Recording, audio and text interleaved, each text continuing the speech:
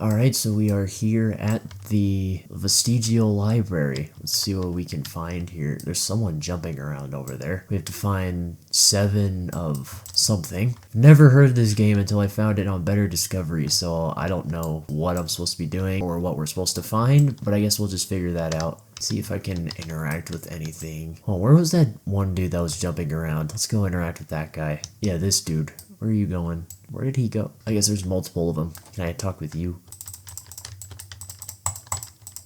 No, I guess not. Okay, let's keep going. Let's go this way.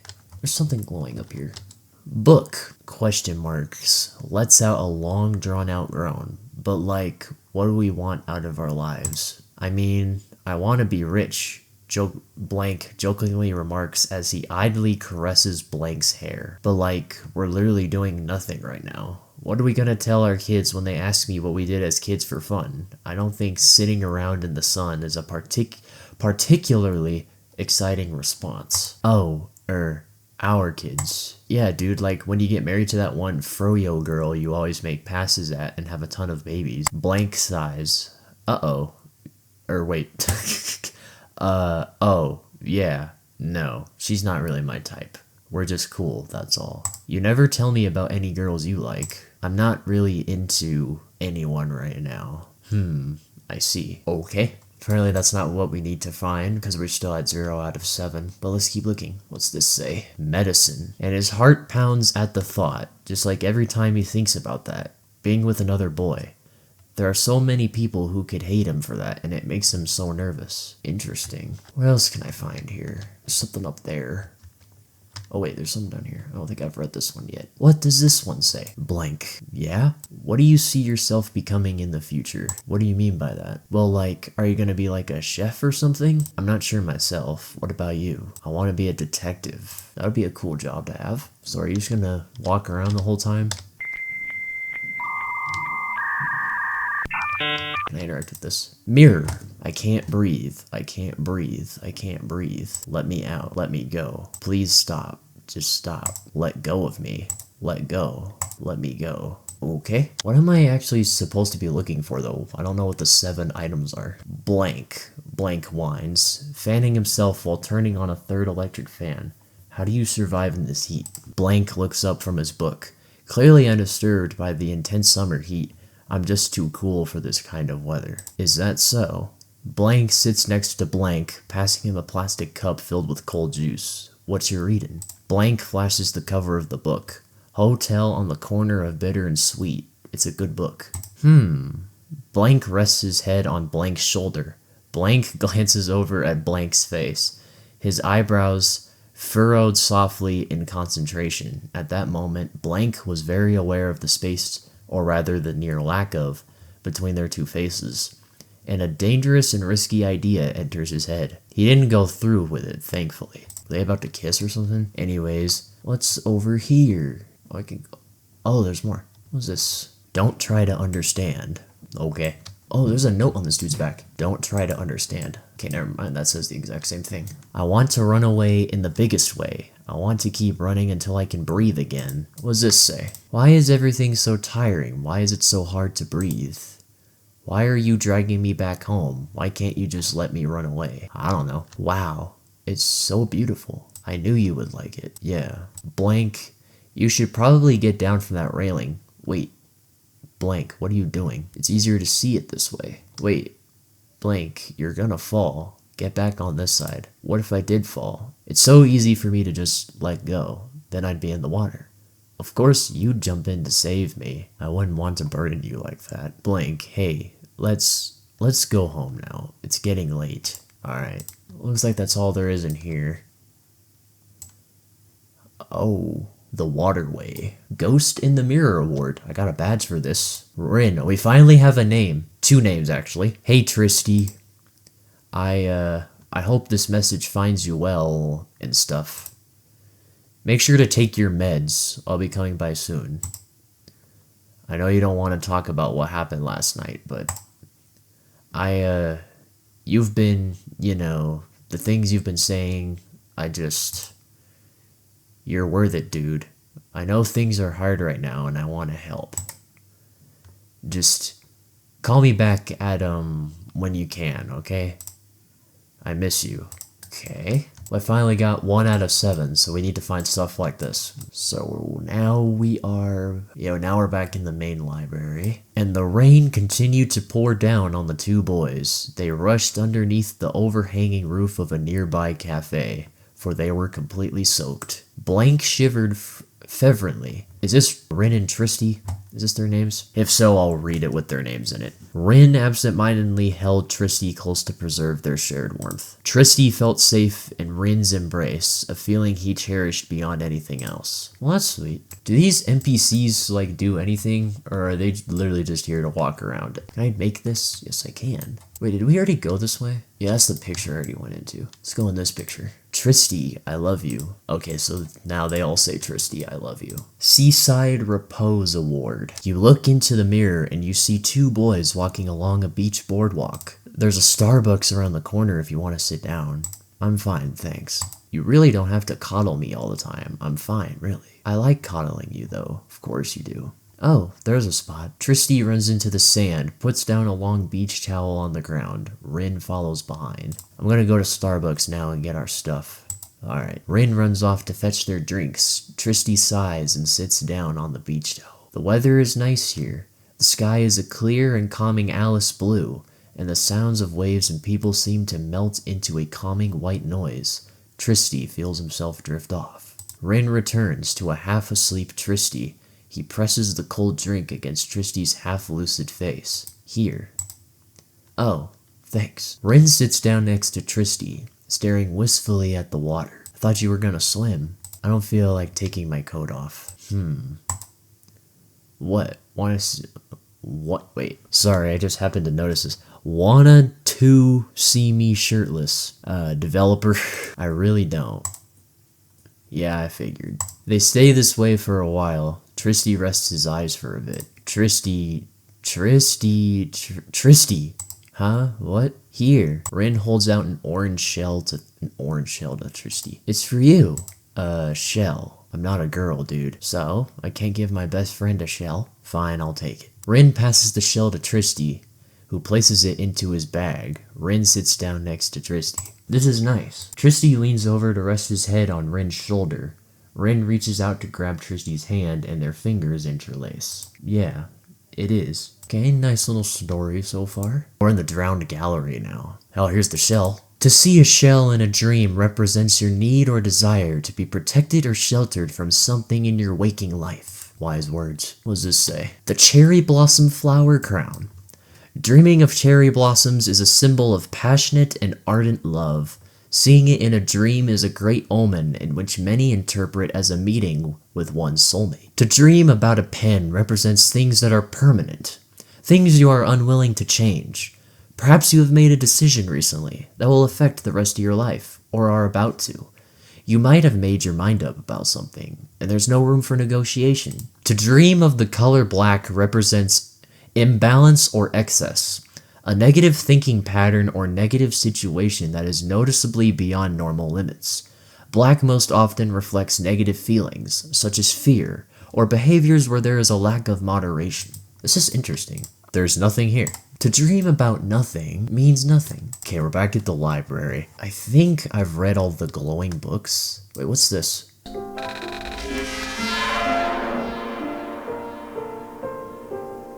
Okay. Tick Tock Jackal. That had to have unlocked something, right? Wait, there's some... I could click something here. Ah. Not so empty bookshelf. The hideaway. Welcome. That's all you say? What about you? A few of us spooks have been scattered since the new author showed up. Everything changed. Author's abode subsequently became derelict and ruined. Various miscellaneous writings, nothing too eye-catching. Oh, welcome to Hideaway. Feel free to stay for as long as you want, okay? I love eating books. Suit yourself, man. These symbols are foreign to you, and that's it, okay? This easel strangely reminds you of a distant chasm. Doesn't look like I can interact with anything else, so let's go back. He doesn't like me that way. He'll never be in love with me the way I do. It's so hard to breathe. So hard to breathe. They've said that a lot. Let's go back up here. There's something right here. What does this say? Is it possible to miss something you've never had? Let's go all the way up these stairs. Here we go. So now we're here. Hey, Rynn, what's up? Actually, never mind. What's on your mind? Well, do you think we'll ever stop being friends? What do you mean? I mean, like, would you ever forget me or forget us? I don't think that's going to ever happen, dude. But why are you asking? No reason. No reason at all. Okay, that must be a code for something. Tristy Rays for first place National Spring Writing Contest 2019. Shout out to Tristy. Cherry Blossom Painting. Superliminal theory is the idea that there is a boundless space filled with alternative realities, and there are specific weak points in the world that allow multiple realities to touch or overlap. It's such a sunny day. Won't you join me for a stroll on Alki Beach? Or Alki? Leaving notes are super old school, but I'm feeling pretty different today. The Inventor's Cradle. What's in here? Oh. There's not even a name for this part. I guess I can only interact with the star right here. Well, let's click on it. The Lywood Room. Along the Cherry Petal Path Award, you see two boys walking along a concrete pathway in between two lanes of cherry blossom trees. Rynn, look at them. They're so pretty. Yeah, it's so magical. Yeah. Rynn runs off to collect some strewn cherry blossom leaves. Rynn, what are you... Ah, dude! Rynn had thrown a handful of cherry blossom petals at Tristy's face. Ha! Dude. The two sit down on a nearby bench. Tristy sighs and takes out a book from his bag and begins to read. Is this a new one? Yeah, The Night Circus. It's a good read. Well, I know that. I consider you a great judge of literature quality. Shut up. It's true. Tristy smiles and leans his head on Rynn's shoulder. They stay like this for an hour, until Tristy feels something on his head. Huh? It's not my best work. Tristy feels around his head and takes off a flower crown, like probably the one we saw earlier. It's so pretty. You should keep it somewhere safe before all the petals go gross. You know, I can try to preserve them with one of those chemical sprays. Wait, I just read that wrong. Wow, you really must like it. I don't know why I thought that was an N. Well, I really like everything you make, so... Sap. Nerd. Okay. I don't know what just happened there. Rynn laughs and wraps his arm around Tristy. Together they watch the cherry blossom petals fall, and at that moment, Tristy truly believes that this is where he needed to be.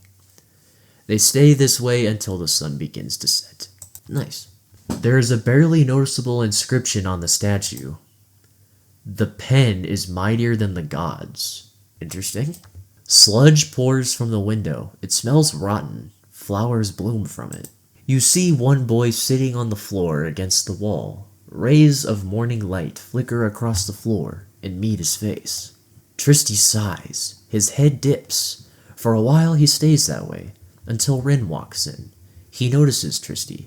He walks over and kneels in front of him. Hey, can I join you? Tristy nods silently. Rynn sits right next to him. Hey, can I? Tristy immediately hugs Rynn, pressing his face into Rynn's shirt. Rynn comforts him and caresses Tristy's hair. Do you want to talk about it? I'm not ready for this. That's okay. It's not that I'm not ready to commit or anything. It's... Tristy sighs, holding Rynn tighter. I don't know if I can commit to me. Rynn quietly hums, tracing circles on Tristy's back. He kisses the top of Tristy's head. It's alright. Don't worry about it. Let's go at our own pace. Everything is alright. Thank you. I'm sorry. Don't be sorry. I love you. Tristy untenses and unwinds in Rynn's arms. They spend that part of the morning in tight embrace. as the morning light flickers across the room like dancing flames. This is so sweet. The waves of the universe churn underneath the lost halls. The universe is loved, reality's forgotten. The drops of oblivion trickle down the pipeline of experiences. Experiences become stories. Stories become myths. Myths are forgotten. They drop, they splash, and become lost forever in the eternal tide. See what this one has to offer. You don't know where you are. Can't interact. Oh wait, I can interact with this. Harg. And that's it. Okay. The Cherry Library. A Private Moment Award. You see two boys walking along the waterfront. There are tons of restaurants and businesses along the pier. It's dark, and the city glowed like a starry sky. It smells like seaweed here. I think that's just you. Well, damn, that's kind of mean. We should get something to eat. Ivers? Ivers! The two boys run off to fetch some food. They spend their time by the water eating in silence. The two occasionally trading glances at the other. Once they finish, Rynn and Tristy spend some time looking out into the night sky. It's chilly, but it doesn't bother the two. Want to go on the Ferris wheel? Isn't that like a couples thing? Aren't we a couple? Not in the way they mean. Still, we can just go on a walk then. Sounds good. The two take a night stroll through the city, taking in the sights and the smells. They stop by a couple of stores, Rynn constantly being enticed by shiny objects. Tristy sighs and grabs Rynn's hand. Let's go, nerd. The two exit the store hand in hand and make their way to Rynn's car. Wait, one moment. Rynn rummages in his pockets, pulling out a fancy expensive pen. Okay, there's the pen. He holds it out to Tristy. I bought it while you weren't looking. Dude, Rynn! What? Take it! Rynn presses the pen into Tristy's hands. Tristy looks down at the pen, and then up into Rynn's eyes. He sighs. I know what you're trying to do. Huh? What do you mean? If you don't want to hang out with me, it's fine. You don't have to drag me out of my house all the time. It's fine. I'm getting better. Tristy. Rynn steps forward, getting closer to Tristy. I do these things because I like being with you. There's a moment of silent understanding exchanged between the two, and then Rynn closes the gap between himself and Tristy. They kiss. It was a short, sweet kiss, but it felt like forever to the two. Rynn breaks the kiss and steps back, scratching the back of his head. Tristy lets out a long sigh, steps forward, and hugs Rynn close. Okay, you win. Let's just go home now. The ride to Tristy's place is quiet, as neither of them knew what to say, or what to think, or what today meant for them. They kissed! So now let's see what the last picture has to offer. The drowned maze. Oh, we gotta do a maze now. That's just fantastic. Because I'm so good at mazes. That's a dead end. That's a dead end. Feel like I'm going in a complete circle right now. That's another dead end. Oh, here we go. What is this? Demon of Birth. Apollonius. Entity of Sargasso. Tidegate. The Angel of Death. Ivinial? I might have said that wrong, but hopefully that's how you pronounce it. Not sure why these are here, but obviously they're there for something. The Drowned Library. Everything is alright. Oh, there's a conversation going on back here. Be not afraid. Not afraid of what exactly? Okay, we got a nice little table right here. We got a cake. Oh, there's the last mirror. The Trickle of Time Award. You glimpse into the mirror, and you see many high school students milling around the stone and grass of a high school campus. You see Tristy talking to a few other classmates. On the surface, he looked exceptionally brighter, happier even. Rynn watched from the doorway, not wanting to interrupt this natural moment. A few minutes pass. Tristy spots Rynn and makes his way over to him. As he gets closer, Rynn notices how tired Tristy looks. Sup? Hey. Tristy yawns, then rubs his eyes. He seems to sway where he stands. Is everything alright? Just a little tired. Tristy trods closer to Rynn and leans heavily on him. Oh, okay, hey, let's, Rynn leads Tristy inside and underneath the staircase. He sits Tristy down by the wall. You good? Just A minor headache. I'm fine. Rynn sits down next to Tristy, who slumps against him. Tristy's breathing shallows and he falls asleep against Rynn, who starts to feel pretty tired himself. Rynn reminisces about the time he's had with Tristy. As the clock ticks by, he finds himself cherishing every moment he has with the other. In this short moment in time, they share a private moment under the stairs. And that's okay. Rynn knows that he has all the time in the world, and they can take it slow. So that was the last mirror. I don't know if there's anything else, but it seems like that was the last of the main quest, or main story, I guess. I'm gonna continue looking though, just in case I missed anything. But this is a really sweet story though. It's a drawing of a door on a wall. Oh, I thought it would magically open or something. Well, that was underwhelming. Oh wait, there's a note under here. Do you truly understand what people say? Is it accurate to assume that the word that comes from another person's mouth is the truth? Truth is a flexible aspect, one that intertwines itself with the fabric of humanity in such a vital way that fearing at it will cause the entire braid to unwind. Is a metaphor a lie? Or is it the truth, accentuated? Is a metaphor a way of crossing a bridge over a wetland of ignorance? Or is it, is it a way to paint a picture, only visible to those with rose-tinted glasses? Metaphor mire we are forever trapped in. Okay, I'm still unsure about what to do after finding all 7 of the mirrors, so with that out of the way, I think we'll stop right here. So that was the Vestigial Library. I thought I would be here a little bit longer. I wasn't expecting to find all 7 mirrors that quick. I thought it would be a little harder. Again, I don't know why. But the story was really cute and really sweet. Love the message. I love the couple goals between Rynn and Tristy. Thought it would be a dark story for some reason, but I like how it's actually just simple and sweet rather than like really dark and disturbing or whatever. Maybe there is something dark and disturbing that I just haven't found yet, and I've just found all the light stuff so far. If there is, I'll make a part 2. And I'll come back to this. But for now, I will leave it here. With all of that out of the way, I will see you guys in the next video. Peace.